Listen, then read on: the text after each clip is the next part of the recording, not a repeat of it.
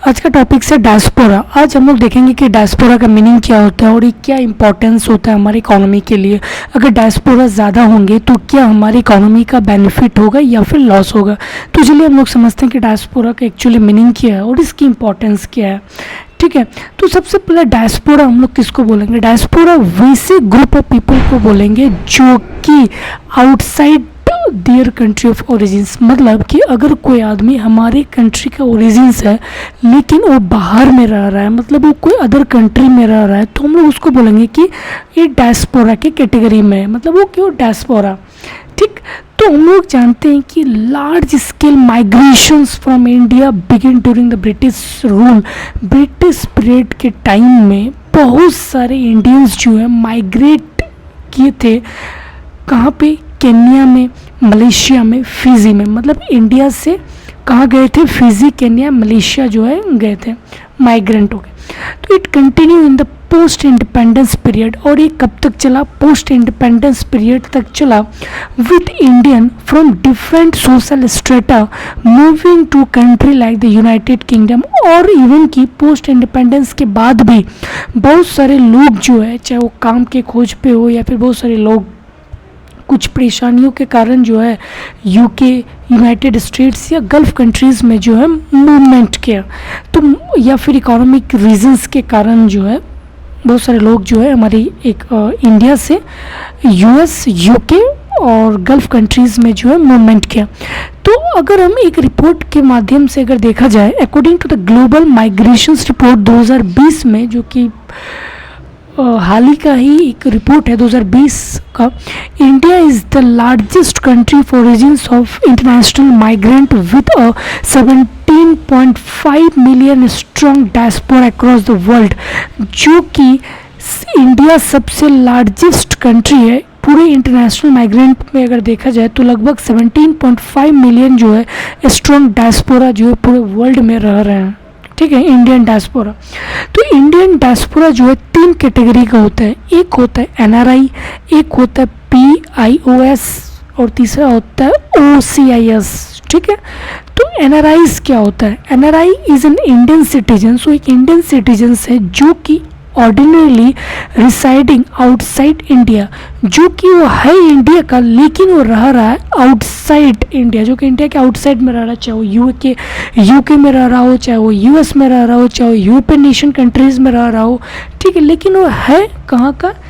India का, लेकिन रह रहा है अदर नेशंस पे, चाहे वो जॉब के रिगार्डिंग हो या फिर कुछ अदर प्रॉब्लम्स के कारण जब वो अदर नेशंस पे रह रहा हो, तो उसको हम लोग बोला जाएंगे कि ये पीपल्स जो है एनआरआई है। तो एनआरआई को हम कैसे क्लासिफाई कर सकते हैं? एनआरआई को हम, अगर कोई भी पर्सन्स हमारे देश का है लेकिन वो 182 दिन से कम, मतलब कि एक साल में कितना होता है कि 365 दिन होता है, और उस 365 दिन में से अगर वो 182 दिन से कम रह रहा है तो वैसे पर्सन्स को हम लोग बोलेंगे कि ये पर्सन्स क्या एनआरआई है।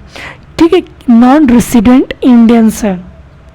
ठीक है, लेकिन एनआरआई को जो है इंडिया में हर चीज़ का राइट्स दिया गया, उसको वोट का राइट दिया गया, वो buy sell on property in India, चाहे वो प्रॉपर्टी वो खरीद सकता है, बेच सकता है, कुछ भी कर सकता है एनआरआई।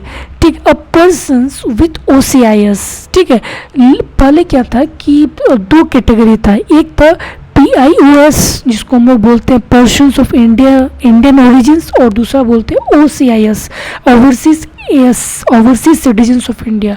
2015 में जो है इस दोनों को मिला के ओसीआईए बना दिया गया है। ठीक है, तो ओसीआई वाले जो स्ट्रेटा है, जो पर्सन्स हैं, ठीक, a person with OCI status is not an Indian citizen. जो भी पर्सन्स के पास अगर ओसीआई का स्टेटस है तो उसको इंडियन सिटीजन्स नहीं माना जाता है, और ना ही उसको कोई वोटिंग राइट दिया जाता है, और ना ही उसको कोई इलेक्शंस लड़ने की अनुमति दी जाती है, और ना ही उसको कोई संवैधानिक जो पोस्ट होती है उस पर उसको नहीं दिया जाता है।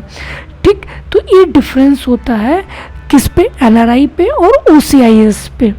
ठीक, लेकिन क्या इससे इम्पोर्टेंस है? अगर डायस्पोरा, अगर हमारे इंडियन लोग अगर बाहर में रह रहे हैं तो इससे क्या बेनिफिट है हमारे इकोनॉमी में? ठीक। तो इसकी इंपॉर्टेंस को हम लोग देखते हैं। तो पहला इंपॉर्टेंस जो आता है वो आता है सोर्स ऑफ रिमिटेंसेस। सबसे पहला जो हमारा रिमिटेंसेस का सोर्स है डॉलर्स का, 2019 में देखा गया कि इंडिया जो है रिसीव किया highest remittances US dollar 78.6 billion dollar. ठीक है, तो इंडिया 2019 का एक डाटा रिलीज़ हुआ जो कि इंडिया सबसे ज़्यादा यूएस डॉलर को रिसीव किया गया फ्रॉम किससे, अब्रॉड से, जो कि डायस्पोरा से। और ये 3.4% of India's GDP, India GDP का कितना 3.4% है। ठीक है, अब दूसरा आता है कि diaspora is NRIs are more likely to invest in domestic companies because of the strong cultural and emotional feeling that the earners. That can also be a source of bringing new technological to Indian economic sectors. क्या मतलब हो गया इसका? इसका मतलब हो गया ये कि अगर NRIs मतलब कोई भी इंडियन सिटीजन्स अगर बाहर में रह रहे हैं, अगर वो NRIs का स्टेटस है, तो जाहिर सी बात है कि अगर कोई भी लोग अदर नेशंस पे रह रहे हैं तो कहीं ना कहीं अब हाँ अपने देश से मतलब कि इंडिया से जो है किसकी स्ट्रॉन्ग कल्चरल और एक इमोशनल फीलिंग अटैच किया हुआ है। और इस फीलिंग के साथ जो है NRIs पर्सनस क्या करता है, हमारे नेशंस पे इन्वेस्ट करता है, मतलब इंडिया पे क्या करता है, इन्वेस्ट करता है। और इन साथ जो कि इन्वेस्ट के साथ साथ हमारे वो न्यू टेक्नोलॉजिकल को भी क्या करते हैं, अब्रॉड से इंडिया में लेके आते हैं। तो कहीं ना कहीं ये हमारे एक इकोनॉमिक सेक्टर्स का डेवलपमेंट माना जाता है। ठीक है, तो ये दूसरी बेनिफिट हो गया। तीसरा बेनिफिट हो गया कि डिप्लोमेसी।